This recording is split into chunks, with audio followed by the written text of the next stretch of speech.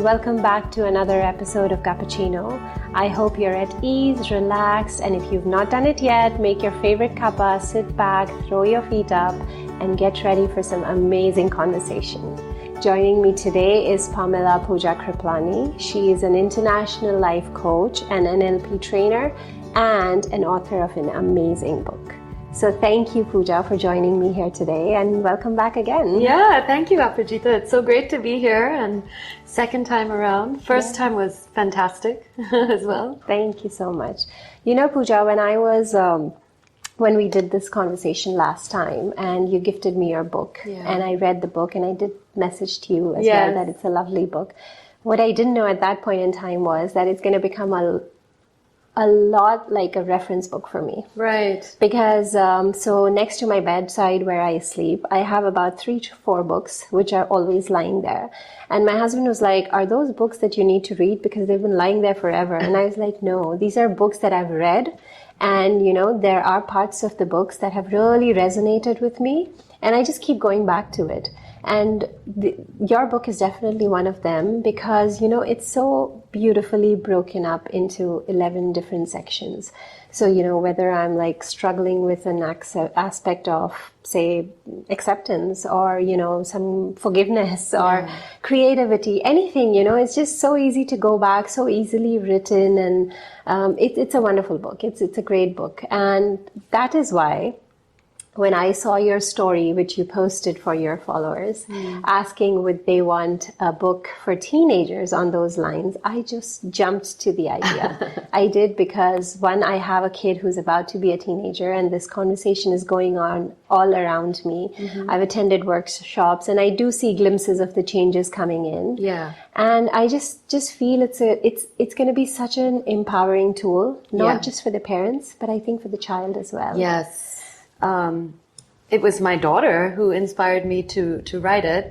Initially, when I first set out on this whole NLP journey, never in my wildest dreams did I ever think I'd ever write a book. I just thought I'd coach people, I'd do my training, and I'd come back home. That's it.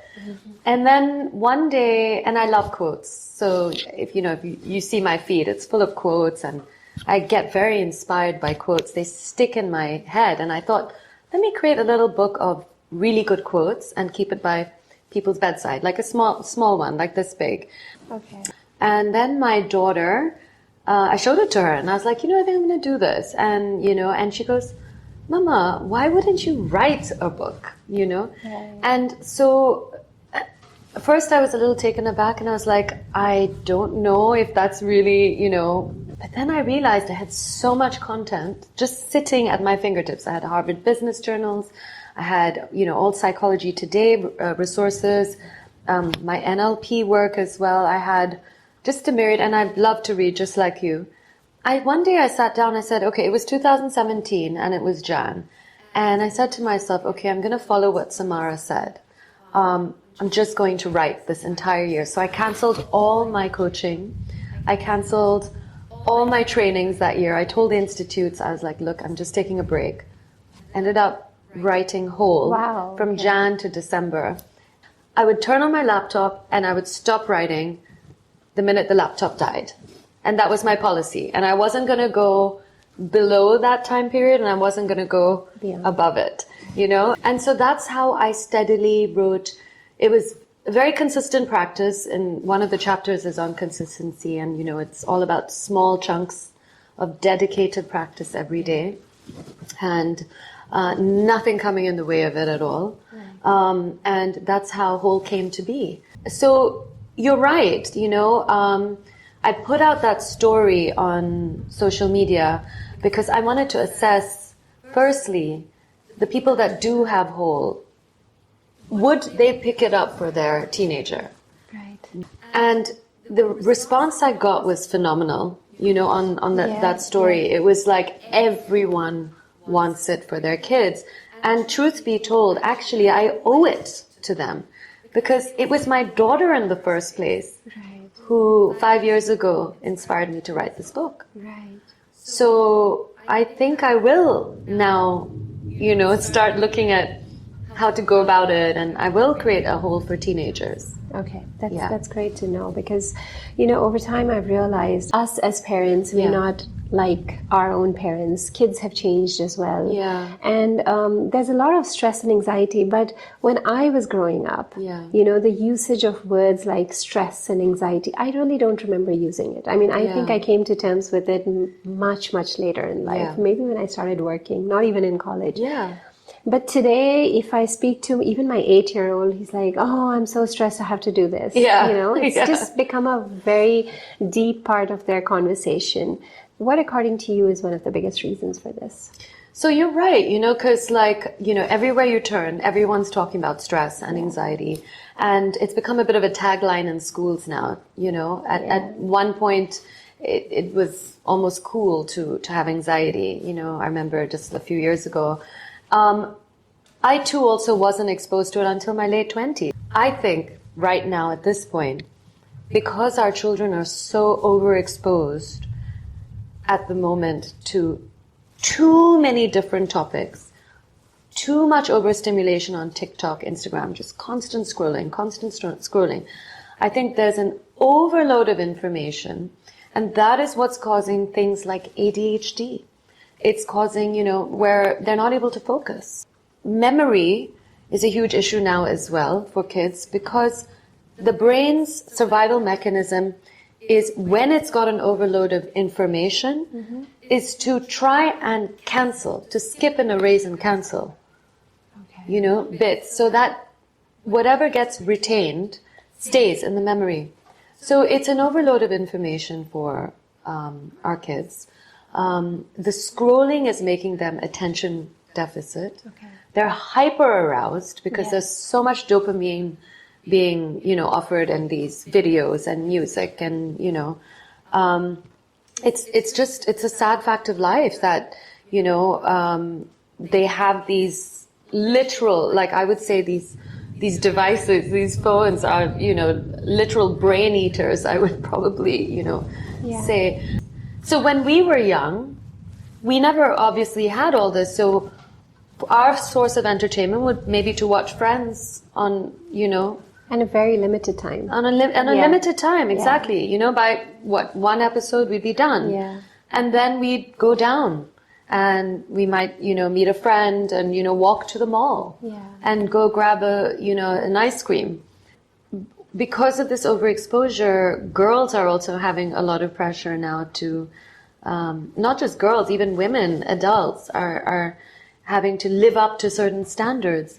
Also, a lot of these videos tend to hype up over performance. Yeah. So, for example, my son, he loves football, and I want it to remain a passion. I don't want him to feel like he needs to have too much pressure to become a full-on player, because all these videos are pushing them to the limits. You've got all these inspirational big bodybuilders saying, keep going, keep going. They're rolling in the sand with their army barracks and keep pushing through. And that's a wrong signal sometimes. Right. Yes, you want your child to keep going, but they also have to know their limits. That's very as true. well. On those lines, what I think has happened as well was that when we were younger, there was still a barrier between the glamour world or, the popular celebrities or sportsmen and where we were. We could aspire to become that. Yes. But now what's happened is that boundary has really blurred. You have access to almost everything in the world. You may Yeah. not become that player, but you can behave like that player. You have access to, say, as a sportsman, you have access to those fields, those arenas, those kinds of training, everything. As a girl, suppose, you want to become somebody as a celebrity, right? You have access to that kind of get up, that kind of social setup, everything. So I think that as well has put a pressure on them Yes. that I can get there. Yes. Yeah. You are so right. I couldn't have said it better, actually. I didn't even think of that. Yeah. That we had a barrier before Yeah. with celebrities, but now they're in our face. So we Yeah. don't have that barrier anymore, and the aspiration is too close to our face. Yeah. But on those lines, once I met somebody who was a teacher, a school teacher, and we were just having a conversation about kids and children in general, and I was asking about, the future and what should be the approach and all that. And she told me something which really stayed with me. She said, you know what? Today's time, every kid will end up doing something good. But what you need to really focus on is keep talking to them. Yeah. Keep understanding what's happening with them. Keep that conversation open, Yeah. because that is what is going to eventually matter. Yes. And it just stayed with me. But on those lines, I want to understand from you, what is efficient conversation? What is a real conversation that should actually be happening? When kids are below adolescence age, communication doors are much more open. Until like the age of 8, 9, then they start kind of shutting down a bit. Yeah. Around 10, 11, and you start to notice that you need to excavate the information from them, right? Yeah. And what I feel when it comes to open communication with kids is that it's not so much about how much you're speaking to them, because as they get older, you need to find the right window. And I always believe it's right place and right time. So I will strategize speaking to my son, and I will know when he's in the right frame of mind. Okay. And the right frame of mind, usually for most kids, up to 16, I would say, is right before they go to bed. And I remember I wrote an article about this phenomenon maybe about 8 years ago, because my kids were very young at that time, and I was doing something called sleep talk with them. And what I learned in that course was that when the head hits the pillow, that's when the subconscious mind starts to open up. That's when all the memories and all the reminders of what happened during the day starts to surface. Okay. And it's not just with kids, it's also with adults. So that is the time, and that's why I'm a big believer of putting the kids to bed. Yeah. Because that's the time where the reticular activating system is, it's active, but they're almost going into alpha theta state, the brain waves. So they're relaxed. Because the whole day, even when you're bombarding them and asking them questions, their brains are on beta mode. So they don't have clarity. They can't think straight. Okay. So the minute that they relax and unwind, that's a good time to catch them. So honestly, I tried this, and sometimes the sleep, their sleep would get so delayed because, I just literally stroked them, and this was when they were younger. Now I can't put my kids to sleep anymore. There's no way they'd allow me. But, and I miss those days, because that's when, hey mama, guess what? Yeah. Alex did this yesterday, and he brought his hamster into school, and can we get a hamster? And like everything would start coming out at that time. And I miss those days, because as a parent of a 16-year-old and a 14-year-old, they go into their rooms by 9:45, 10, good night, and that's it. So it's nice to take advantage of that time when they're still young. Right. Yeah. Yeah, that's a great point. Yeah. And that's actually a great point that, put them to bed, have that conversation. Yeah. I've realized that too. In between, we picked up this ritual where I used to go lie down between them, and then we were like, okay, let's share 3 good things from today and 3 bad things. But in addition to those 3 good and bad things, there was so much more that came out. Yeah. Which otherwise, perhaps for them, because they don't understand what's important, right? Yes. A lot of emotions did get expressed during that time when I could like dive deep into what's actually happening for them. You're absolutely Yeah. right. But like you said, it happens in the night. But Yes. throughout the day, there are a lot of struggles. And I think one of the most common struggle, which I've realized, is a power struggle between a parent and a child. What are your thoughts on that? Yeah. The power struggle. So my daughter actually is big into brain development and psychology. Okay. And she was actually speaking to my dad the other day and explaining how a child's brain works. And from the ages of 0 to 7, children are not able to look at what's going on around them from anybody else's eyes but themselves. So, for example, if let's say someone falls and gets hurt, they will feel that empathetic need to go out and help them, but they won't actually put themselves in the situation or in the mind of that person. And then at the age of 7, the age of reason hits. Okay. And that is when the separation starts to happen of I and them. Okay. And when the I and them comes into being, that's when the child is then able to say, okay, I'm an independent being and I'm able to see things from their perspective, but I have my own perspective. So, whereas before it was all blurred, Right. you know? So, what my daughter was trying to tell my dad, because we were looking at my niece who was just 2 years old, is that at this point in time, she has no idea, you know, what anyone else, everything is in her own world, you know? So I found this fascinating because I learned in neuropsychology that babies from 0 to 7, their brains are in a state of theta, Okay. which means that they're so deeply in a trance that everything around them that is happening, they're absorbing it and taking it as real. Okay. And it makes sense because by the time they're 7, then the brainwaves start to go to alpha and beta. So the power struggle starts really at the age of reason. Right. And that the start begins with a sense of I, me, them, you know? Right. Right? So that separation of self with others. And then what happens is they want to form their own opinions at this stage. They recognize and they value their parents, but they also a little bit of reasoning starts to happen from the ages of 7. And when they hit adolescence and teenage years, that's when that strive for independence becomes so strong. We talked about this earlier, Yeah. right? That under no circumstances, and they will rebel because of this thing known as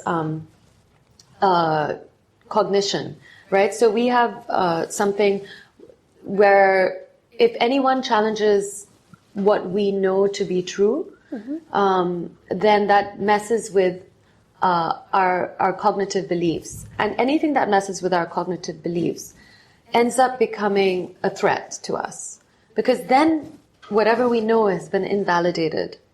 Okay. So what's interesting is that the older they get, the stronger the what they believe to be true, their belief system becomes more entrenched. And then suddenly you're dealing with rebellion. All right. So coming back to, what you were saying, that it is, you strongly believe it is important to kind of tuck them into bed because that's when they start speaking what they really feel. So I want to talk about family rituals, small family traditions which people may or may not be able to build over time. Yes. How is that connected to, the mental well-being of a child? I think that is the most important thing. Okay. Because sometimes you won't be able to excavate information from your child through talking to them. Okay. But as you're doing a shared activity with them, that's when things start also coming out. The key to effective communication with children is shared experience. It's not prodding and questioning.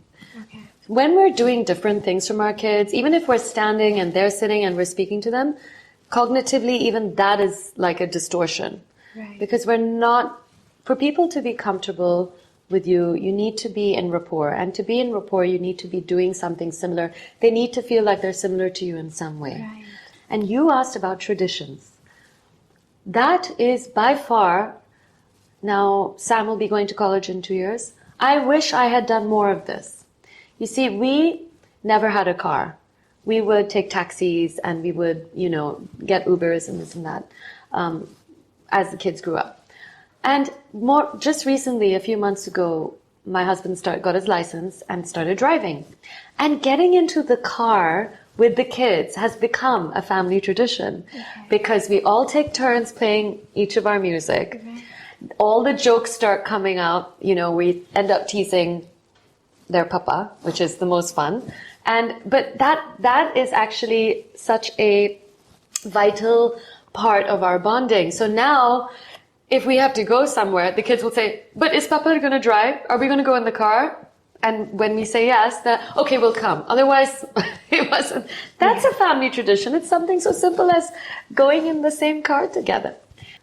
That's such a great question, because it's something that a lot of parents don't realize. I think there's much more power in a shared experience or a family tradition than there is in actually asking the child a question. Right. You're so right. And when you say this obviously does not apply to a particular age, but it is from a very young age to teenagers as well. Yeah, absolutely. Right. In fact, the older they get, the more you need to do things with them. Right. Yeah. Right. And mental health. Yeah. How would you see it through the lens of physical health? Yeah. So physical health obviously is imperative, and physical activity is imperative, because there's so much on their screens. They need to step out. They need the endorphin kicks. They need the oxytocin. They need all those 4 stress hormones to be tackled. As a new parent, as young parents, what are some of the things which, we should focus on? Yeah. So that's a good question. As a new parent, I think I'm a big believer in the Montessori method, because that's all about play and self-learning, right? Right. So I feel like, as much as possible, we shouldn't enforce our opinions on our kids and try and make very ground judgments about others and practices. And we should let them absorb it on their own and make their own decisions. And that's why I'm not a real firm believer of pushing dogma down kids' throats. Right. Yeah. That's a great point. And because their brains are like sponges.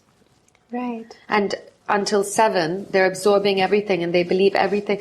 And you tell a child something at the age of 5, they're going to believe you, because their brain waves are still in theta. They're still not able to, that disassociation between me and them is not there.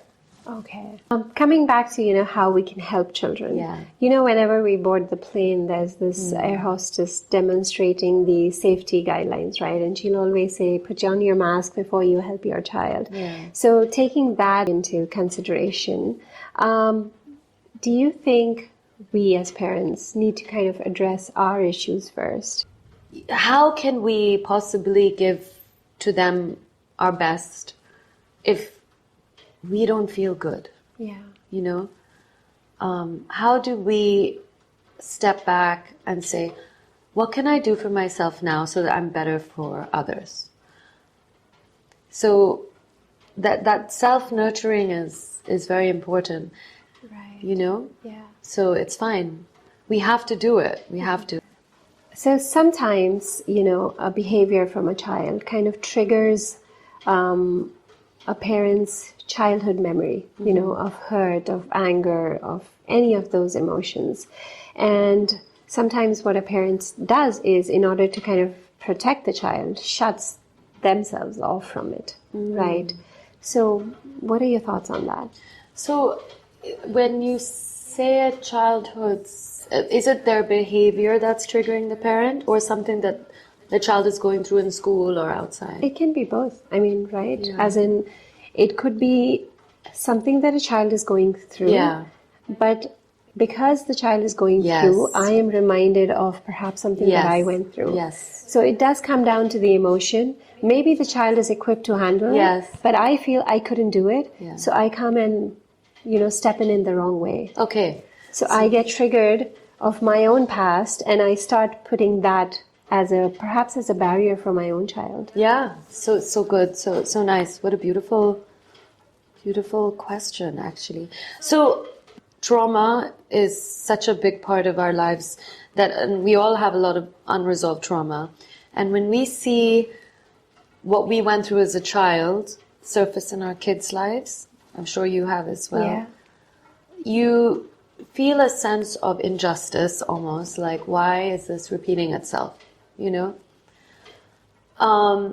And I think a parent's way of handling it is either retreating or going in and being the rescuer. Yeah. And being the rescuer, as we know, is not always the right thing, because you don't want your child not learning skills and coping skills on how to retreating is also not the right way as well. So if a parent finds himself in that situation, then it would be probably better, if the trauma is unresolved, that they get an external party to get involved. Okay. So perhaps the father, who has a more objective point of view. Right. If, as an example, let's say a teenage girl is being bullied and left out of a group, which is a very common thing, right? And the mother experienced that to a very severe degree as a child. Right. The mother's going to feel hurt. She might pick up the phone and call in anger. And that just starts a whole vicious circle, absolutely, right? Yeah. So that's because as parents, we can't help it. Our child is an extension of us. Yeah. So anything that hurts them hurts us. Yeah. And if we go towards that, where we're so entrenched that it triggers us, then it can be dangerous. So I always, if let's say it's a situation which my kids are going through and it triggers me, I always ask my husband to take over at that point. I think it's just the wisest thing to do. Right. I don't think it's a chicken move, because, you're actually doing the right thing. Yeah, absolutely. Now that's if the trauma is unresolved. If the trauma is resolved, then you have all the resources and tips and ways of thinking to share with your child. Right. Great, thank you so much. I am really looking forward to the next book, because I think that is going to be such an amazing, it's such a powerful tool for parents and for teenagers, I think. And I think everybody does need help. Thank you. Thank you for having me. Thank you so much. You're so lovely as always, and your questions are excellent. Thank you. So good. It means a lot to me. Thank you.